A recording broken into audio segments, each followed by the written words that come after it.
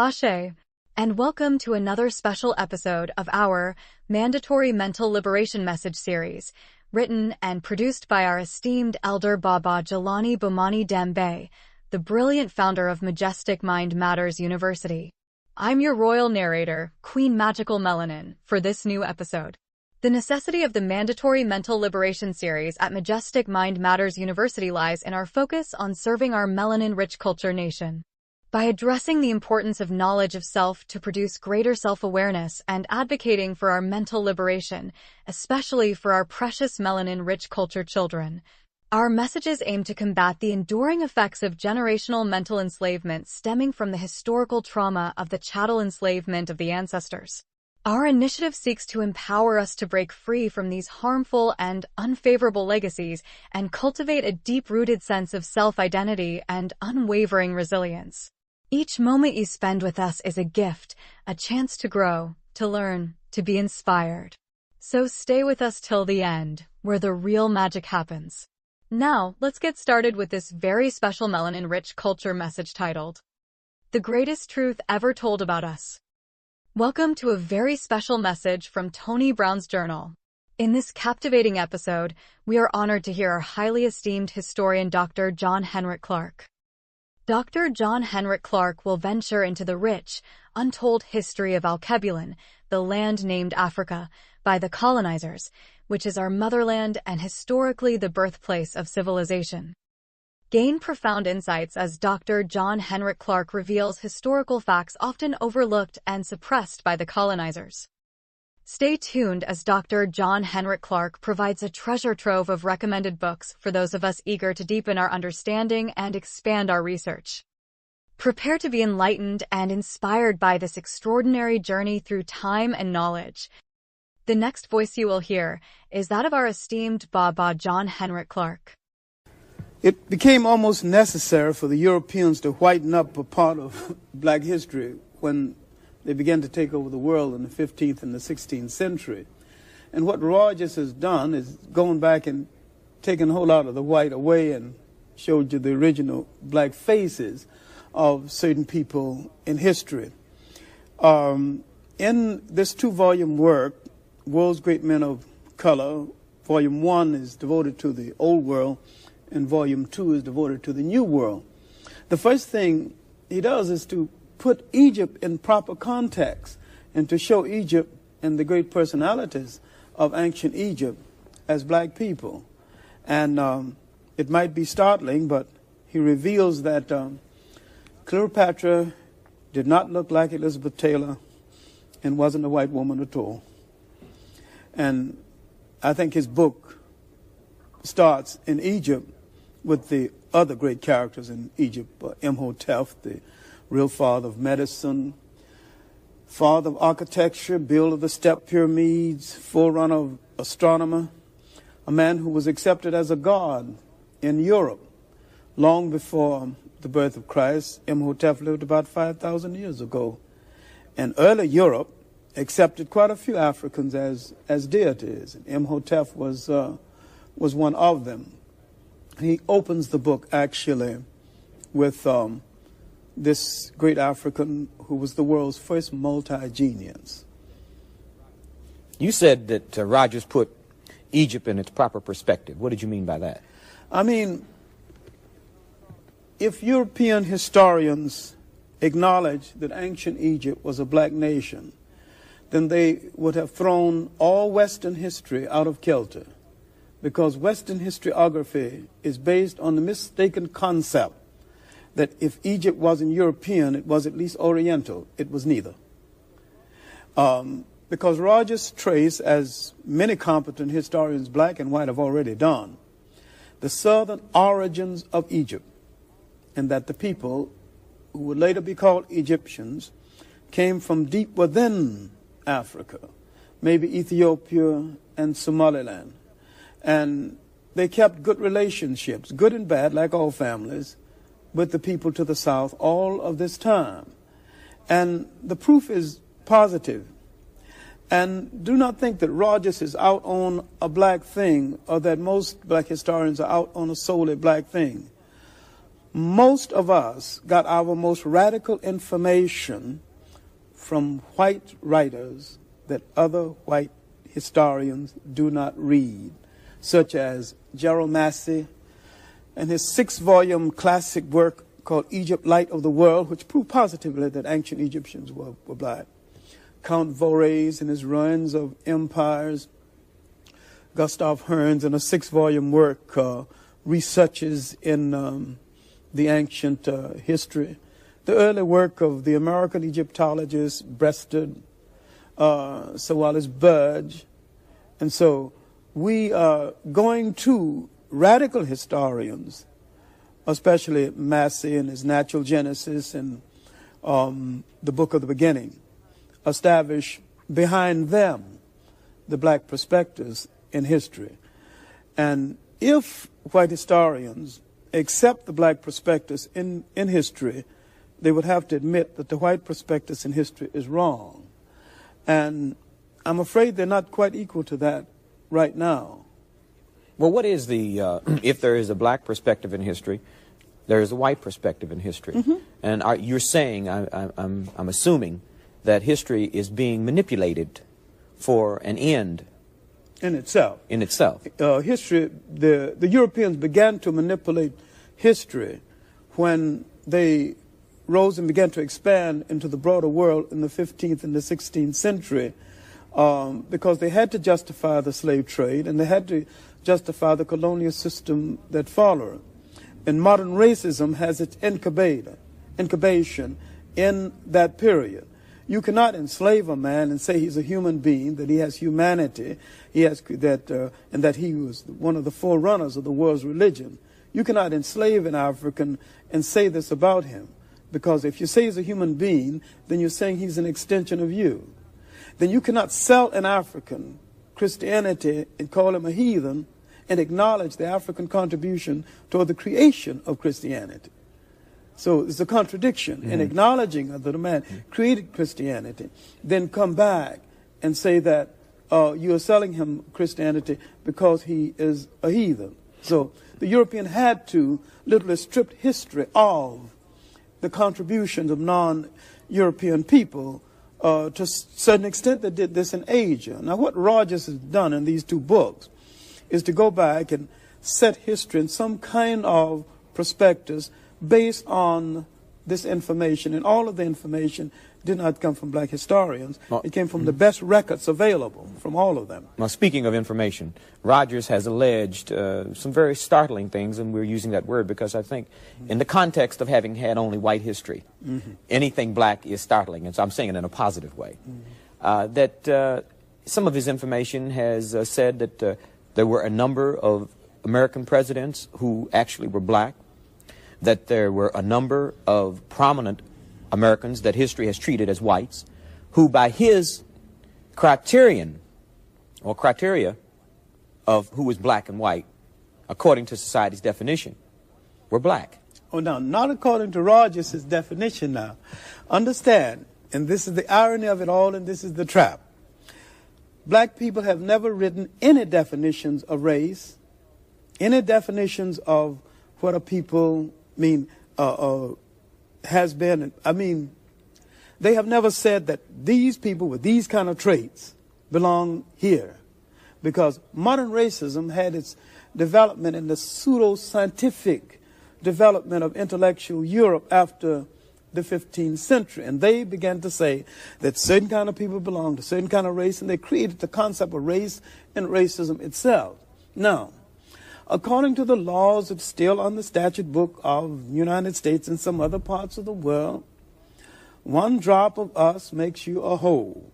Now, this ridiculous law and stipulation and measurement has given black people a lot of white people according to that law. Now, it has given us Beethoven, who was called a dark Moor. Now, he was probably one of the many olive-complected Europeans that you see in the millions throughout Europe. But in the States, in the United States, they say that if you have 1 drop of blood of a black person, you're a whole black person. Now, by this stupid law, we have a whole lot of white people. There's a whole lot of people that think they're white that belong to us. We might claim all of South America because the Spaniards were mulattoes when they got there, having been mixed with the Moors for nearly 800 years, and they were even before the Moorish conquest. Mediterranean Europe was highly mixed with Africans. Nobody thought anything of it because they were a mixture of power and influence and trade, and they got along fairly well together for hundreds of years before they turned on each other. And I don't say it did the Europeans any harm, because the handsomest people in Europe are the olive-complected people who mix with the Africans. You're saying, in essence, that there's no such thing as a race. Oh, I've maintained that race is the phoniest issue ever invented by the mind of man. The European invented and developed the concept of race. There's really no such thing as a race, because nature created no races. The whole race is a man-made thing, you know. Well, how did people get to be French and English? Well, different climatic conditions and migrations and amalgams of different people, and migrations of people into your country, migrations of people out. All right. Now, this is an ethnic grouping as against what we call race. If you go back and you look at an old dictionary, you won't even find a definition for a race. Race grew out of the pseudo-scientific development of Europe, and this is what Rogers was addressing himself to, and saying that according to your rule, which is ridiculous, a lot of you belong to us. Well, in another context, if race is arbitrary, then could we say that being called black was a political term? It's a political term, and a term which indicates our self-awareness at this juncture in history, and I think we really need it. We need to really bathe in blackness for a while, but I wish we'd get the bath over with and go on to something a little more important, because black in itself is not an ethnic term. Black tells you how you look, but it don't tell you who you are. We are essentially an African people. Wherever we live on this earth, we're essentially an African people. And we relate to the millions of African people throughout the world, including the uncounted millions of Africans in Asia. The word Afro-American or African-American would probably be more appropriate and more honest and more in keeping with what we actually are. Because all of us are not positively, physically, real jet black. And so the argument now sometimes is between the supernationalists and the mild nationalists and blacker than thou, when blackness is a state of mind, a state of attitude, a state of approach to things that can exist in almost any of us, including from the blonde black person to the jet black. And the jet black can be traitors, and they can be patriarchs, they can be a whole lot of... See, we've been everything in history from saint to buffoons. We're a complete people, and we need to start looking at ourselves as a complete people. And I think that once we convinced ourselves that we're black and beautiful, we'll stop saying it and just go ahead and be black and beautiful and release a whole lot of energy for more important things. All right, since you said that J.A. Rogers was a chronicler that related events, what is there in these two volumes in terms of facts that would be beneficial to black Americans in the regaining of our lost heritage? In terms of facts, is that J.A. Rogers goes through history and places in proper perspectives with documents the role of the black personality in history, beginning from the origin of man in Africa to the present time. And I'm saying that black people need a measurement of the role that they have played in history. And Rogers was the pioneer in the search for the black personality in history and his role. And this is important because through Rogers, in his first volume on the Old World, you can see what the Africans achieved, and what the Africans not only achieved within Africa, but the conflicts among African and how these conflicts were settled. Egypt was invaded from within Africa, which began the decline. That was the Kushite invasion, led by that magnificent trio of black generals, Castor, Pianki, and Taharqa. And the interesting thing about these men, especially Taharqa, the last of the trio, is that he not only controlled what is Kush, was part of Ethiopia and the Sudan of today, and Egypt, but he invaded Libya and practically all of the Middle East, Saudi Arabia, Iraq, and Iran, all in those areas. And in those areas, he found both friends and foes. Now, if he found friends and enemies, if he found people in the Middle East willing to fight with him, he a black general. This tells you that color wasn't such a major factor, but the power, the rise and fall of power. Rogers tells us some other interesting things in Volume 1. Actually, I wish we had time just to deal with Volume 1 alone, because it tells you of the early European invaders of Africa, after he finished telling you about Akhenaten and the great queens of Egypt, and that woman, the first truly great woman in history, Hatshepsut. About the black generals who served in white armies. Cletus Nigra, who was one of the commanding generals in the army of Alexander. And he deals with the romance around Alexander, which shocked the hell out of some people, because Alexander not only did not die worrying about no worlds to conquer, he died in a drunken stupor, and all this is documented. He threw a dagger at Cletus Nigra, the black general, who differed with him in front of his high command. And he died in self-reproach after this act, not worrying about no more worlds to conquer. It's another thing. And another aspect of Alexander, which I call the so-called great, that we need to take into consideration is Alexander was a magnificent diplomat, probably one of the most brilliant diplomats ever. He really wasn't much of a warrior. In fact, one of the main reasons why Cletus Nigra could kid him, because he had saved his life on the battlefield a number of times. And Alexander, after he got into Asia Minor, was ridiculing Greek soldiers. And Cletus Nigra, the black general, told him, you wasn't, as for Greek soldiers, you really, in effect, not so hot yourself. And he reminded him of the time that he saved his life. And Alexander was a little bit embarrassed and insulted by having this mention in front of his high command. And he was drinking too much at the time anyway. Now, that takes a whole lot of romance out of history to treat Alexander that way, but it's documented truth. Well, what are some of the statements, facts, allegations that Rogers makes specifically about who prominent white Americans were, who he now says were black?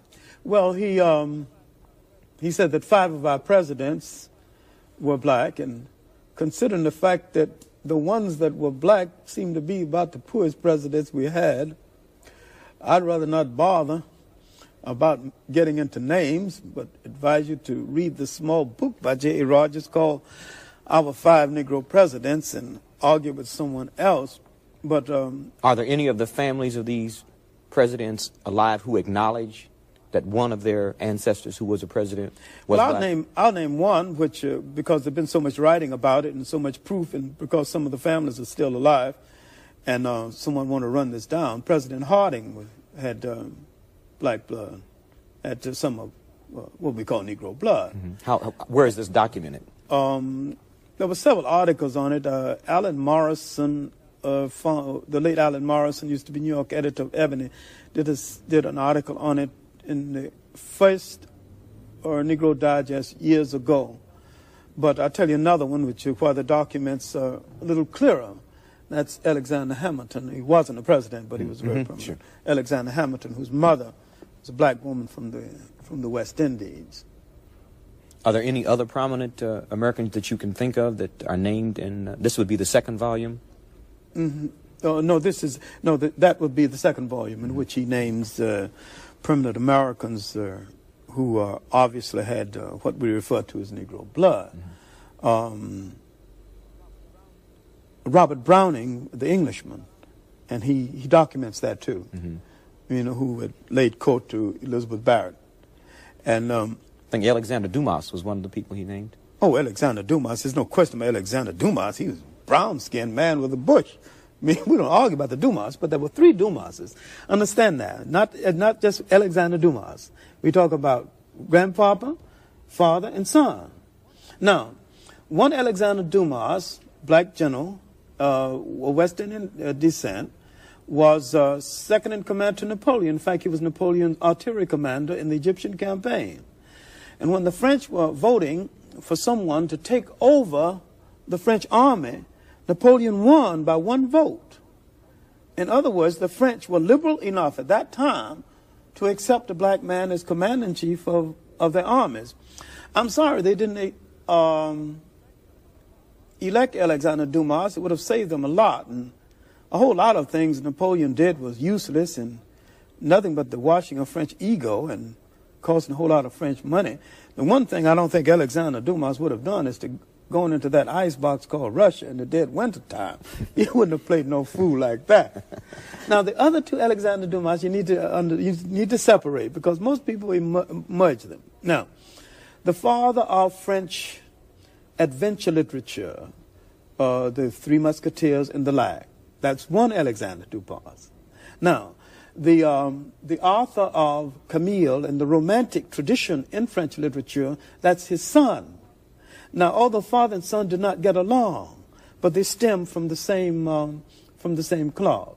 So there was actually 3 Alexander Dumases. One was a military man, served under Napoleon, who lost command of the French army to Napoleon by 1 vote. The other one who began the adventure literature, and the other one who began the romantic literature. And he was somewhat of a prince of Paris, a devil with the ladies, but there's no argument about these people. Well, how do you suspect that these statements and beliefs are going to be accepted by white America and by the white historical community? Well, they're not going to accept them readily, but if they read the documents, there's not much of an argument. Well, they can always show you their documents, can't they? Well, they can show me their documents, but one cannot outbalance the other. I mean, I've seen there's a whole lot of things that white historians say that has nothing to do with documents at all. They just open their mouth and say it. Like Christopher Columbus discovered America. Now, he's discovered people here. He discovered a whole lot of people already in America. So he discovered America. Okay. Now, and they just arbitrarily say that the Europeans brought naturalist civilization. And actually, the Europeans destroyed more civilization than they brought. And I can go to white documents and prove this. I don't have to go to my documents. According to their documents, I can prove that they destroyed more people and more civilization than they built. All right. Another thing which Rogers brings up in another one of his books called Africa's Gift to America is the pre-Columbian presence of Africans in the so-called New World. That Africans were here not only before Columbus, but according to Professor Wiener in a 3-volume work called Africa and the Discovery of America, he may have been here before the Indians. Now, the original documentation on this came from white historians. And so many times when a white historian is arguing with a black historian, the one thing he will probably have to do is to go back and argue with the white historian from which the black historian got the original base information, and he extended that research further than the white historian. Now, the white historian is in a bad fix right now because he's hung up with a lie, and because he used to open his mouth and say something and people believe it without question, and now they are questioning it. I can snow him under with documents, and mostly documents written by other white people repudiating him. So I'm not worried about the document war. I know I can win that one. Professor Clarke, how do you distinguish between the words Negro and black? I don't distinguish. I mean, I distinguish between the word. The way I have the word Negro is by dismissing it. And I dismiss it because there's no such thing as a Negro because there's no Negro people and no Negro land. This is an adjective that somebody made a noun out of and slapped on a people against their will. And I dismiss the word Negro. The word black can relate to a whole lot of people, and it can become confusing. You see, people must relate to land, history, and culture. And this is what limits the word black. Because if you say black, then where is the black land? I'm going to show you where I'm from. If you say English, an image comes before your eyes, good or bad. The changing of the guards, Buckingham Palace, stout-hearted, the Bengal Lancers, If you say French, good cooking, great lovers, Napoleon, all that. All immediately you got an image. But you say Negro, what comes before you? No images, really. A condition. And a people is not a condition. A people must have a name that relates them to land, history, and culture. And so therefore, the name of a people, if it's going to be authentic, cannot be black. That can refer to how the people look. The name of the people have to relate to the land of origin. Now, no one is having any difficulty saying Italian American, Greek American, French American. I don't think they should have any difficulty saying African American or Afro American, as the case may be. Now, these are people who are black in the main. But let's get something straight. All Africans are not black. Black is the prevailing color in Africa. There are Africans who have not been mixed with any white people at all, who are light brown. And they've always been that way. And they're just as African as the blackest of the Africans. So if we got hung up on a narrow definition like black without explaining that it has elasticity that extends beyond a person being jet black, then we get ourselves into another trap. We get out of one trap and get into two. So now let's qualify what we're talking about when we're black. But when we're speaking of a people on a world basis, then let's relate them to land, history, and culture so we'll know what we're talking about. I'm your royal narrator, Queen Magical Melanin. We trust that this very special message has expanded your understanding through the insights shared by our highly esteemed producer, Elder Baba Jelani Bomani Dembe, founder of Majestic Mind Matters University, in our Mandatory Mental Liberation Series special message. Remember this, it is essential to honor the ancestors. We have a unique connection to the ancestors. They endured many unwarranted struggles, preserved our melanin-rich culture, and passed down invaluable wisdom through many generations.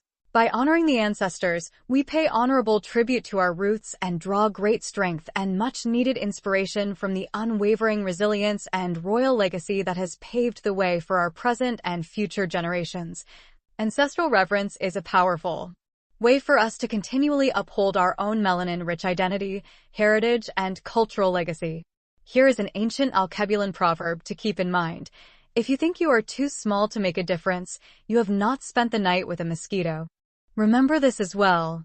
Whenever you are in the presence of anyone, saying, they don't see color, it actually means, they don't see you. We acknowledge and honor the indigenous name of our glorious continent as Alkebulan. This name means Mother of Mankind. In various Alkebulan languages such as Akuyu, Swahili, and Kemet, referring to ancient Egypt and rejecting the terms Africa or African. As royal members of our melanin-rich culture nation, we must strive for knowledge of self for greater personal awareness. Always treat yourself kindly and seek to live a totally awesome and gloriously fulfilling melanin-rich culture life. The only way to do great work is to love what you do. So, like, subscribe to stay updated, and share this very special melanin-rich culture link with everyone that you care about and that really cares about you and all of yours as well. And thank you for listening to this enchanting special message. Stay woke. Ashe.